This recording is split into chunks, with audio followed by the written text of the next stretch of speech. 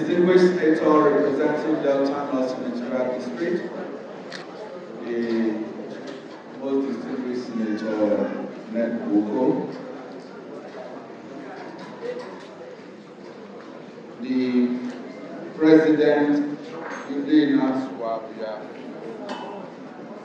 Chief Case Lady Carnegie, the traditional rulers here present,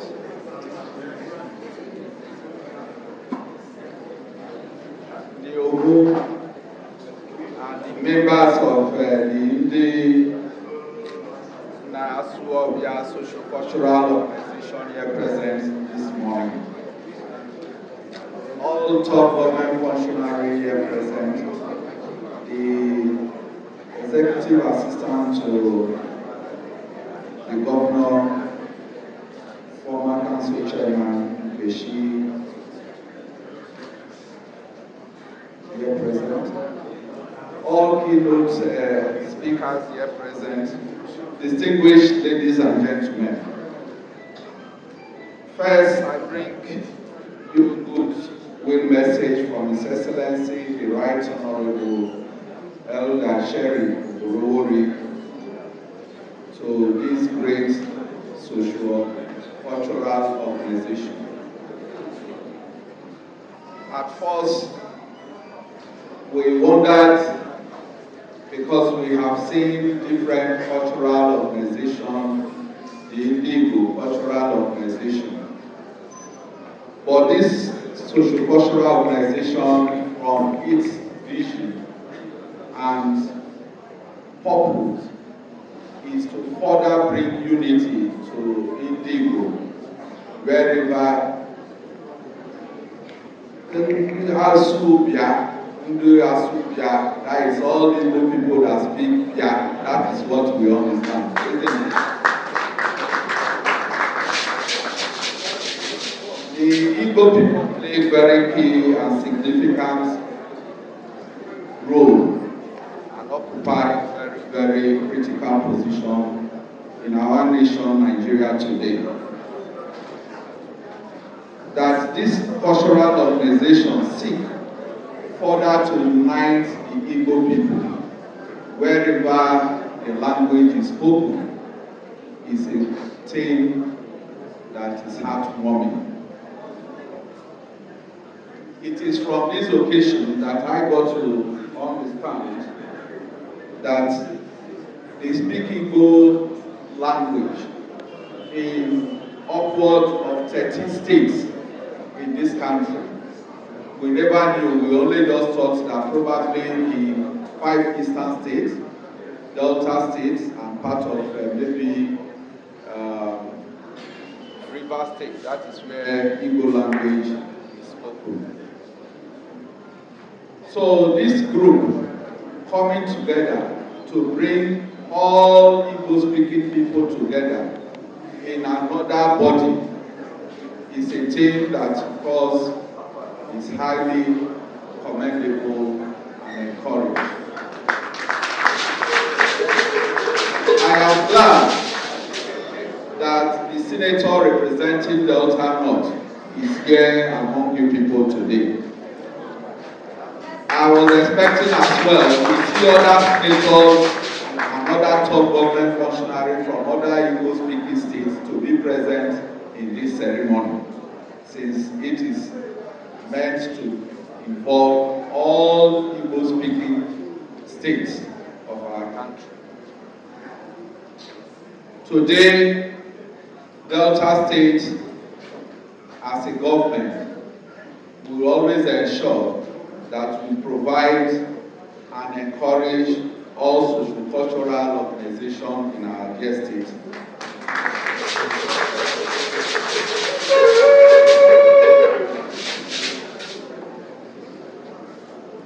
On this note, on behalf of the Governor of Delta State, the Right Honorable Elder Sheriff Urowori, and the good people of Delta State, I wish to declare this conference open in the name God the Father, and of the Son, and of the Holy Spirit. Whatever you are doing, never you look down on your little beginning.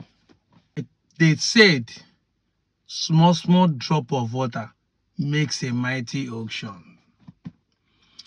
If by our own action, Ndinaasubia and Igbo Unification movement, a whole governor and chief of staff to the governor of Delta State get to learn that Igbos are not just in 7 states, but in 13 states, then you should know by now that we are doing something great.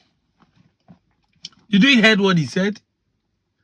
A whole chief of staff of the governor said, I quote him, that he only knows that Igbos are only in 5 eastern states, 5 southeastern states, and some part of River State and Delta State.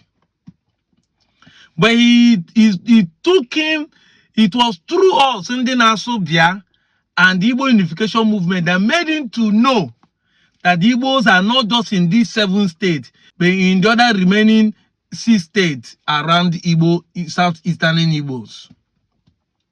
You can imagine. You can imagine.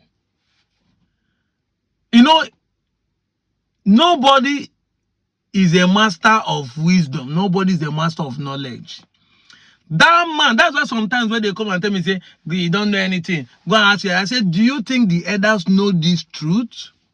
Do you think the elders know this truth? And let me assume maybe he knows, but want to play ignorant to it. But the fact is that he said it on a public television, on a public place, that we made him to understand that Igbos are in 13 states, not just 5 states. Now, having made this thing established, are you still doubting that what we are saying is a lie? Or you think the man did not make his own research to find out that what we are saying is true? Remember, he represents the governor of a state in this program. So what he said is the same thing that the governor was supposed to have read when he came there. That will let you know the effect of what we are doing as Ndinaasubia and Igbo Unification movement. The point I'm trying to make is this. Did you hear him say Igbos are in Delta and some part of River? So who are those Igbos? Okwane man.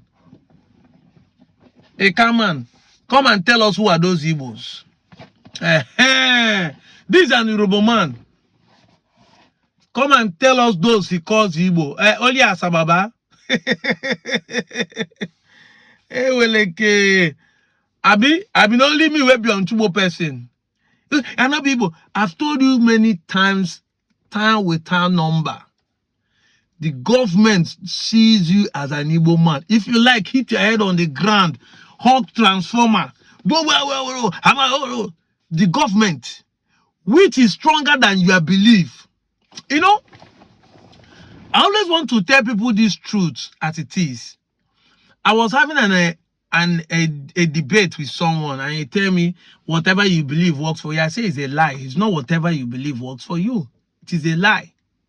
You see, many of you who believe in God, we also accept the fact that God does not have 2 different types of belief. If whatever you believe works for you, I can go to God and say I didn't do anything wrong because whatever I believe is what works for me. I believe in ritual, that's how I kill human being, and it works for me. I think you should be able to understand. God has what the supernatural being has one principle, one belief system. And there's one principle that governs the world. You have to live with this mind. You have to think out of the box. You have to stop believing what people say and start thinking in reality. Do the spiritual being has 2 different beliefs? Would God have this belief and have this belief? Then if you're believing this and I'm believing this, which one is the right belief? You now come to understand it's not what you believe that works for you. It is the principle, because principle is one. Principle is one. If you put a corn on the ground, the principle shows that if you put it in a good ground, the principle, it will grow. And if the corn did not grow, there are other principles that made it not to grow. Maybe the corn is also not good. Or maybe another animal eat it there. Maybe you did not put it on the ground. Maybe you put it at the wrong timing. It's not the season for growth. It's not rainy season. So you must understand the principle is one. He said, whatever I believe, no matter how you believe, if you jump up, you must come down. If you throw stone up, you must come down. Your belief cannot suspend the stone on the air. No belief, no spiritual power will suspend the stone on the air. I'm the one saying it. If you throw stone up, you must come down. It's the timing of coming down that might be different. My own feet take 2 seconds to come down. Your own feet take, but it must, M-U-S-T, come down. When you come and say whatever I believe was for you. So if you understand this, you start making sense to you that you have been in the wrong path, that you think you are shaking your head. I believe I'm not Igbo. Your belief does not stop the real principle of life, which is the government have stipulated. And like I said, the government is stronger than your belief. The government is stronger than your belief. All those who believe in ritual money, all those who believe in spiritual power, all of them have been arrested in Anambra, put in jail, waiting to happen. Their powers and their belief are rotting in jail. Nobody can escape it. They are facing the law, the principle of life, facing the law made by politicians that are saying they are not good people. The day you wake up from your sleep, from this slumber, that is the day your head will get correct. That's the day you start understanding why people like us are talking. We are talking about Igbo unification. We are talking about we being Igbo. We are fighting for a normal state. We are starting to tell the people the truth about who Igbos are and what we should learn and how to move forward. But there are some belief concepts. There's some reality, principle of life that many of us have undergo. That is why we begin to see life the way it is and begin to understand who we are. Don't think we are just sharing the history of Igbo just to make content. There are things I know in my head that if you touch my brain, you find out that what you think you know are wrong. What you think you know. And most people who are religiously inclined are the one making themselves look so stupid and mumish on internet. When you come to internet and say sort of things. So you must understand this. That the government not send you. The government sees you as an Igbo man. And that is why they treat you as an Igbo man. And that is why even Okowa, in his political jamboline and hypocrisy, behind the scene, he tried to thwart the effort of a normal state. But in public, he cannot behold himself as an Igbo man. When he's fighting to be vice president of Nigeria, how did he want to get there? If assuming Atiku win, who are we going to be saying is the vice president of Nigeria? Igbo man. And if he has won as an Igbo man, as vice president of Nigeria under PDP, the Senate president will not come to southeast or south. They will take it to another place, maybe west. You must understand this. And that is why you are shouting and ranting on the internet does not change the fact that government will treat you as an Igbo man. As an Igbo man. When you go to the north, you go to the west, as they're demolishing houses in Lagos, Igbo people are included. Ukwane people are included. Eka, Enwane people are included. They won't come and say, this is Anambra person and this is Igbo person. And they will deal with you. Because you can't tell me there's no Igbo man that has house there's no Eka man that has house in those estate that demolishing in Lagos or those shops. You can't tell me there's none. It's impossible. The way Lagos and Abuja is structured, every village man has one person that owns a land or a property or a shop in one of these places because it's the center of Nigeria. So I can say that every village has one son or daughter that is in army. That is true. You must understand how things run. Every village in Nigeria has one son or daughter that is in force. Or maybe retired or currently serving. It is pure truth about the fact. Igbo man has been facing this issue. But because it's not public, he's not being told, he's not saying. And when they're saying Igbos are being demolished, he's included. They won't come and separate me and say he's not Igbo because he's Igbo data. So his Igbo is different. No, he's included. And his name is Chukwode. His name is Ifani. His name is Okowa. He's included in what they are dealing with as Igbo people that are demolishing their house. Whether it's in Abuja or it's in Lagos. Get this into your head. Government sees you as an Igbo man. And you can't take this fact away. It's a fact and it's a reality.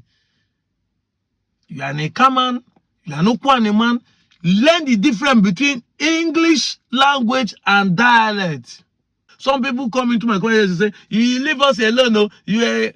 I've said it. When an Eka man say Eka is not Igbo, you make statement for the entire Eka. But when people also say Eka is Igbo, you say we should leave you alone. Are you not crazy? Why don't you say I am Eka but I'm not Igbo? Then we can say I am Eka, I'm Igbo. Everybody answer in father name. You will come and make a generalized statement, but you don't want us to make a generalized statement. It's not possible. According to Chief of Dio Koligongwe, it is impossible. We cannot allow you to drag the entire people back to your own selfish strength, but you don't want us to do the same to you. It is impossible.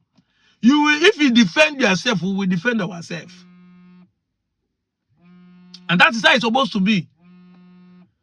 Well, I want to thank the state governor for attending our conference. This is a proof. For some of you who said, he said, I know the newspaper, the enemies of Ndigbo want to come and say he's a flop.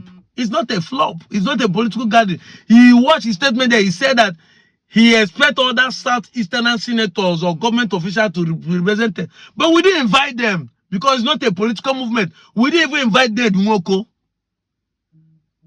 If you listen to the message of Ned Nwoko, you see that we didn't invite him.